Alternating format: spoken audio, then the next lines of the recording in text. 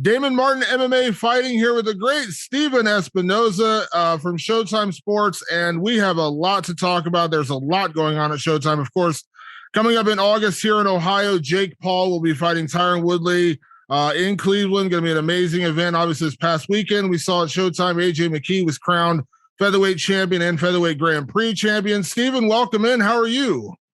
I'm doing great. It's been a really busy summer, and but we're thrilled the way it's gone. It's I think we're all a little bit worn out with all the events. You know, I think at one point in the summer we had gone 12 out of the 14 previous weeks. So we're on fumes a little bit, but it's all worth it. We had some great events, really memorable fights this summer. Absolutely. Before we get to boxing, before we get to Jake Paul, Tyron Woodley, which of course is going to be a big subject here, let's talk real quick about this past weekend. Showtime had an incredible event on Saturday night. Kind of the talk of the town, so to speak, was AJ McKee being crowned featherweight champion, remaining undefeated, and defeating Patricio Pitbull in a very dominant performance. I know you had a lot of retweets on your timeline about this. Stephen, you had to be impressed by that. And I feel like, listen, we've all been watching AJ McKee. I've said this about him for a long time. He's a star in the making. It feels like he legitimately could be the biggest superstar in Bellator now. I don't disagree with you at all. You know what they say about stars, about those legendary fighters. You know, they show up in the biggest fights. You know, and that's exactly what AJ McKee did. You know, I heard a lot of opinions, probably the entire spectrum of what was going to happen in that fight. Nobody said that AJ McKee, you know, would be finishing that fight early in the first round of the fight. You know, that just wasn't on the radar against somebody of the caliber of Pitbull. But he came in with a game plan, he executed, and, you know, again, he seized his moment, just like he's been doing for the past 17 fights. You know, but this was the breakthrough for AJ, for sure. He's now on a different stratosphere than he was before Saturday night. There's no right or wrong way to make a superstar. If it was that easy, Stephen, you would have a roster of them. We all know this. You can't make people, you know, what is going to be a superstar and what doesn't make another kind of superstar. And we've seen international superstars explode here in the United States, but you heard the reaction from the LA crowd. Obviously, AJ being from LA. When Dr. Dre and Snoop Dogg hit the loudspeakers, the crowd went nuts. They were all over. I mean, he had a huge outpouring, and that was really awesome to see. Obviously, Patricio has been an incredible champion in his own right, but do you feel like, you know, AJ has what it takes to become that next level superstar? All the elements are there, and you know, you can speculate a lot of times when you see a young fighter and you say, well, he's got the charisma, you know, and we'll see about the skills. Or you see some guys who are really talented, have the skills, but maybe don't have the charisma to become crossover stars. You know, this is, I think, a situation where what we've seen with McKee is all of it coming together at roughly the same time.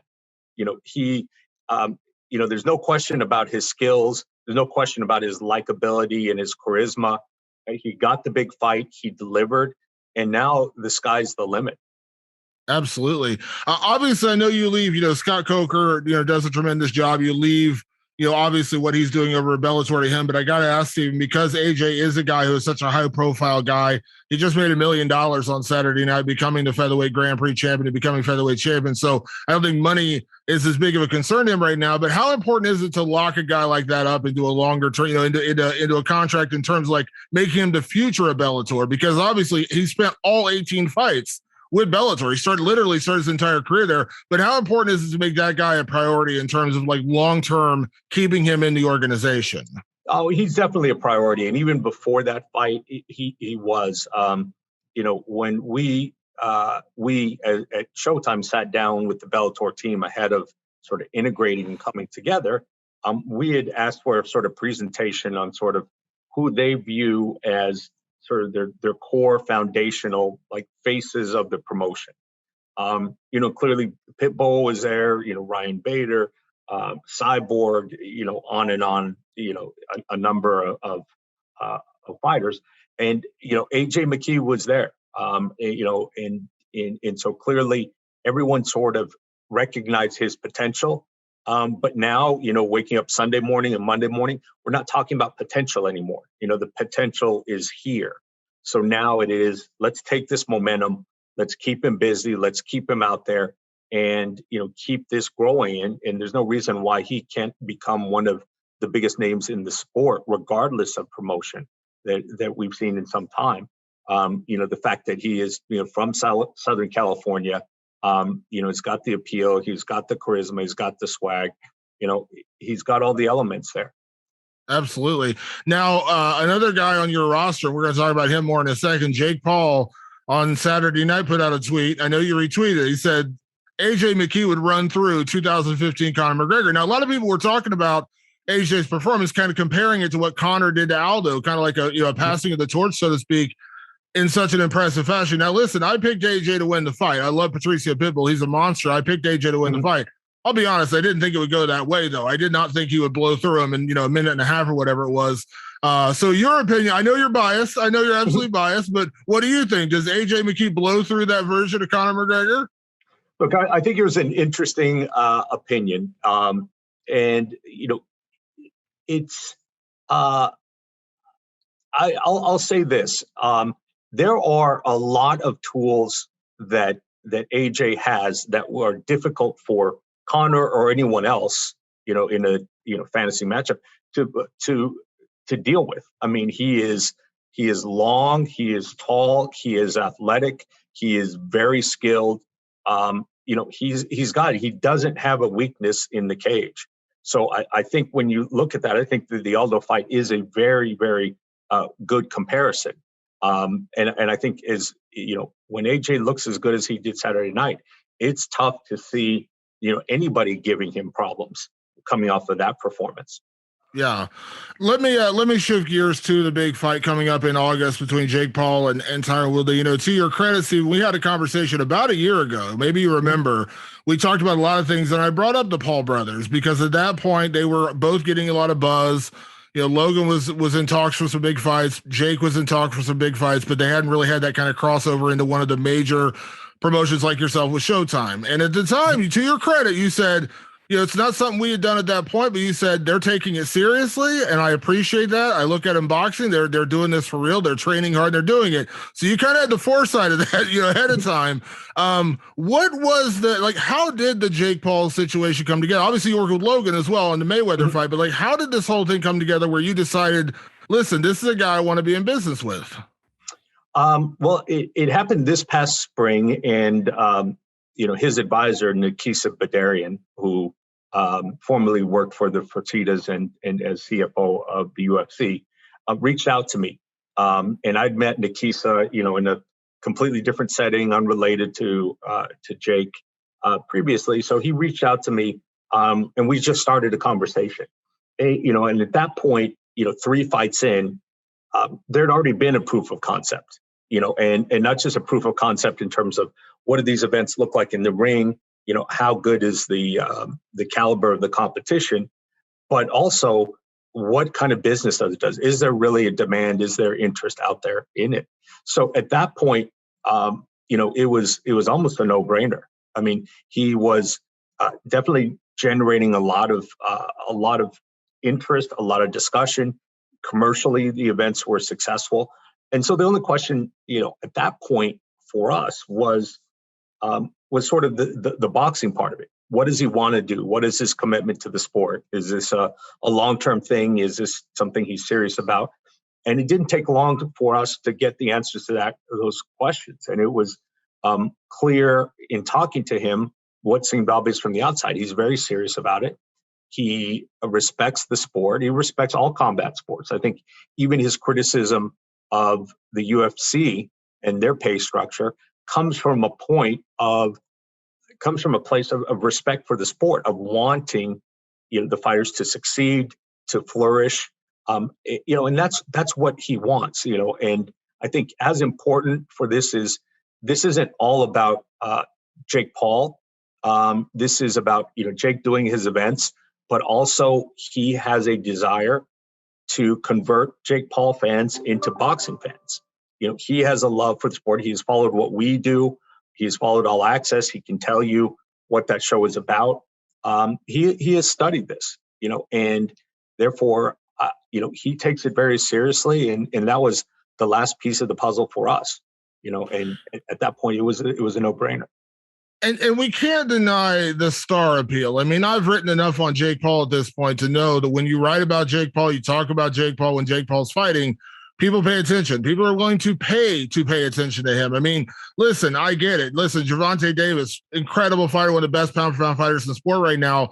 And listen, we'd all love for him to sell every fight to be 1 million pay-per-views. But we can't deny Jake Paul's star power. I mean, the guy is out there and people pay attention to what he does and they're willing to pay to watch him. And that, I mean, we can't ignore it, right? That's absolutely right. And for us, again, the only question is, we spent a lot of time building up our credibility, our reputation. We're respected in the sport, and we wouldn't want to do anything that disrespects the sport. And it became very clear that neither does Jake.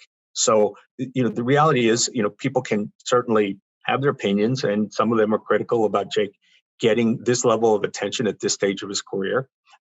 But this is sort of the early part of his boxing career. This is his amateur career, so to speak. It just happens to be on a stage that's much bigger and brighter than virtually any other 3-0 fighter has ever had. So yes, he's learning. Yes, he's still fighting non-boxers. But that will change soon.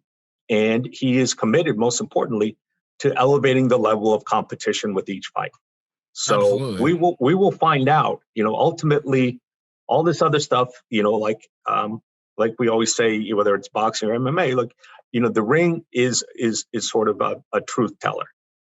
We will find out how good Jake is, and he's going to go as far as his skills take him.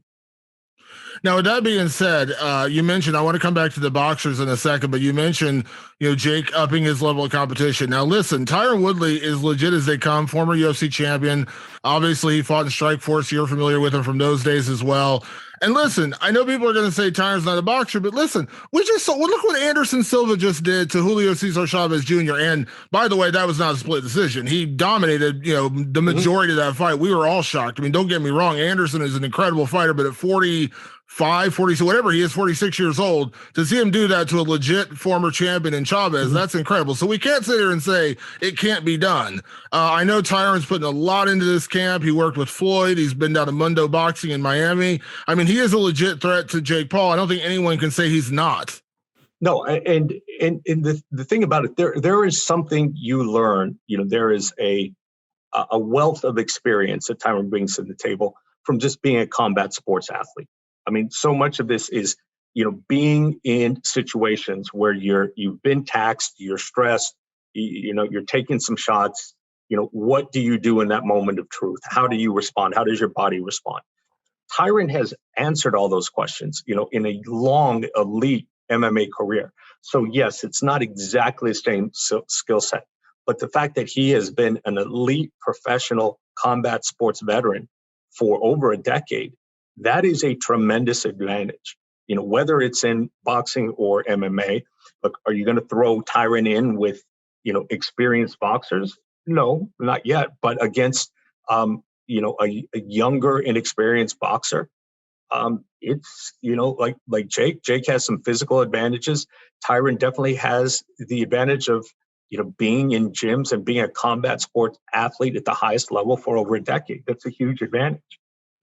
Now, you mentioned earlier, obviously, as Jake goes on his career, now I'm not looking past Tyron Woodley in any way, shape, or form, but obviously you mentioned at some point, he's going to have to start fighting boxers with legit credentials. Now, that being said, Jake is such a star, it is hard because you put him against someone with a 4-0 record that no one's ever heard of. We can't deny Tyron Woodley's a bigger fight. Ben Askren obviously was not on the level of that at all, but Ben Askren's still a name. He is absolutely a name. So where do you bounce? I know Tommy Fury just got added to the card. I know Tommy has been wanting to fight with Jake. Obviously, he's got legit boxing credentials, comes from a boxing family with his brother Tyson, but so that could be a possibility. But where do you balance that? Because listen, we can't deny that there's money to be made in, Jake Paul against, Tyron Woodley versus Jake Paul versus some random 4-0 boxer who just doesn't have a name. There's a lot of buzz around this fight because it's Jake Paul, but also because it's Tyron Woodley. Yeah, look, when you are paying for pay-per-view, people want their money's worth, regardless of what it is. If it's WWE, MMA, boxing, whatever it is, people want their money's worth. They want their money's worth beyond just one event. So that's how we approach this event. And when we're looking at the main event, yeah, it does make it more of a premium event when you have an opponent who's known. And like you said, there's not a lot of known 4-0, 6-0, 8-0 boxers in the world. So, how we navigate that remains to be seen. Like, Tommy Fury is a good example. That's very possibly an opponent in Jake's future. He's got, obviously the Fury name. He's got quite a celebrity reputation in the UK. He's a draw in himself. How many of those guys are there? Not that many. So look, in the long run, maybe you see, Jake on Showtime at some point, fighting another young fighter. Maybe we are able to continue delivering value on the pay-per-view front as well. So it remains to be seen, but this is not a short-term, let's grab the money in a couple events and move on. Drake's talking about a career of 10, 12, 15 or more fights. So there'll be plenty of time to have all kinds of boxers as opponents. Yeah. To that point, you kind of answered the question right there, but I'll ask it anywhere, Stephen. It sounds like this is a long-term investment in Jake Paul. This is not like, let's go out and make a big bunch of money on one fight and say goodbye to him. Sounds like you guys are invested. Obviously, you guys had such a long partnership and remain partners with a guy like Floyd Mayweather. Even after retirement, you remain partners and close with him. Can you imagine, or can you say that the Jake Paul relationship is similar in the terms of this is not like a one fight or two fight thing? You want to build a longer term thing with Jake Paul. Yeah, that's always the goal of the network, whether it's, Ryan Bader or Pitbull, Cyborg or McKee or Floyd or, just about any other high level combat sport athlete. We're in the repeat business. If you like something you see on Showtime, it's very valuable to us to say, well, we have more of that. If you like AJ McKee, we're going to have more of AJ McKee in the future. So, our business model is based on repeatability and long-term relationships. So we look at everything that we do through that prism. So yes, at the end of the day, there are a lot of grand plans for what Jake wants to do. He's got a lot of great ideas for his events and the sport of boxing. But again, his talent and his hard work is really going to be the determinant of how far he goes. He keeps winning and growing his fan base bigger and bigger, then, there's no limit to what he can do. Absolutely. Now there's no secret why you guys decided to bring this fight to Ohio, to the Buckeye State, to my home state, obviously taking the fight to Cleveland where Jake Paul is from. Can you kind of give me a sense, like, how has the buzz been? I know tickets are on sale. I don't know. Maybe you can break a little news with me here, Stephen. Do we know the cost of the pay-per-view yet? I haven't heard that yet. Yeah, it is. It's $59.99. Okay. And that reflects, a couple of things. I mean, look, it's in the ballpark of where similar fights have been. It is, at a point, below a lot of other higher priced pay-per-views. But in particular on this one, I think you've got a full boxing card of exciting young fighters, and that was the key. When we started talking to Jake about, okay, what do you want your events to look like? And his approach, his philosophy is, look, if I'm bringing my audience, if I'm co-signing, I'm endorsing this event, then I want to be able to say to all my audience, look, these are fighters that you will like as well. So he says, I want to go toward young, exciting fighters, hopefully roughly around my age. Daniel Dubois is a great example. Exciting young heavyweight from the UK, not well known here. I believe he's 24, 25 years old, still, in the early stage of his career. Very exciting fighter. So those are the kinds of fighters that Jake wants to bring a spotlight to and grow the fan base and make an event that is sort of coherent. Look, these are some of the most exciting young fighters in the sport today. I think that's what Jake wants to be able to say with his events. Absolutely.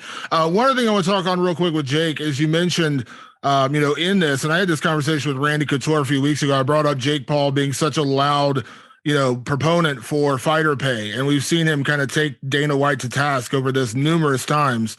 We saw it on Saturday night, the woman who won, Cheyenne Bays won, and she talked about how she's negative in her bank account and how $50,000 is life-changing money. And it is. Listen, I think $50,000 would be life-changing money to a lot of people, but you'd hope professional fighters at the level of the UFC would not have to be, negative in a bank account to do that. Now, I'm not going to sit here and try to get this into like, I know your opinion on Dana White. I don't want to make that, but what do you make of Jake becoming such a loud voice, in the mixed martial arts space for fighter pay? Because a lot of people say, oh, he's doing it for attention. I don't take it that way. Like, I think he has legit interest, and I don't think he would make, because Jake has his own audience. He doesn't need to go after Dana White to make an audience. Right. And, and so many of the posts, like if he wanted to establish a rivalry with Dana White, then he would do that. If, he and Conor have gone back and forth and they have their own personal rivalry. But if you look closely at what Jake is saying and doing, yeah, some of it is sort of directed at Dana, but it's directed at Dana as someone who has influence over the pay scale and the business model. What Jake is really talking about repeatedly is the business model, is the pay scale, is fighter pay. And I'll tell you something, behind the scenes, when, and I've never had it happen quite this way. I'll come back to it. But, Jake, when we were putting together card and we were working with the promoter and his advisor, Nikisa, Jake made it a point to ask what are each fighter making? Are the women fighters, are those fighters being paid appropriately? Are the other fighters, or the people who are bringing over from the UK, are they being paid appropriately? So I know that this is a personal issue. I see it firsthand when there's no cameras around. The only other person I've seen that from is Floyd. And Floyd took a very active role in everything that happened on his card. And Jake in particular is involved on everything, but you can tell he is concerned about making sure the compensation is fair. And we can't deny, I know you've seen the story, Stephen, and listen, this is not, I'm not trying to take a dig at anybody. Just we saw, Tyron Woodley and his manager. I interviewed his manager, Malky Kawa, right after the fight got made. And he said, Tyron's getting paid more for this fight exponentially from anything he made in the UFC. And he's a 4-time, 5-time defending UFC champion. That, I don't see how we can't not talk about that. Like, the guy was you'd think as a 4-time, 5-time defending champion, you'd be making a, boatload of money at that point. One boxing match and he's making more money. Like, that says a lot, right? It certainly does. I think there are some people out there who dismissed Tyron's claim as sort of something for marketing.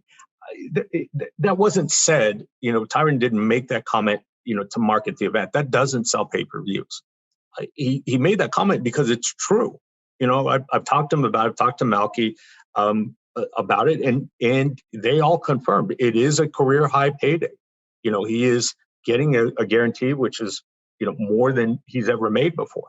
And yeah, that does say something. It says something about the business model that Jake has, and it says something about sort of the business model of boxing compared to MMA, where there's more of a tradition of the fighters taking home the lion's share of the money.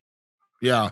Let me ask you real quick before I get you out of here, Stephen. I mentioned Jake Paul, of course. You also did something with his brother Logan with the Floyd Mayweather event. Now, we covered that, and you saw, the numbers. We all know the numbers. It was massive. It was huge. The buzz, I was doing the live recap for the fight. It was massive. The interest in that fight was insane. So kind of a two-part question, like, would you want to do business with Logan again? And is there any chance you'd ever even entertain this? I'm sure you saw the buzz online. There was a hint of a rumor about him maybe boxing Anderson Silva. Now, I don't think it was ever real. I think it was like a rumor from like earlier this year and then somehow blew up on Twitter. Mm-hmm. But like, would you ever consider that? Would you do something with Logan again? And is there a possibility you might say, hey, him and Anderson would be a big fight? I think it would be a big fight.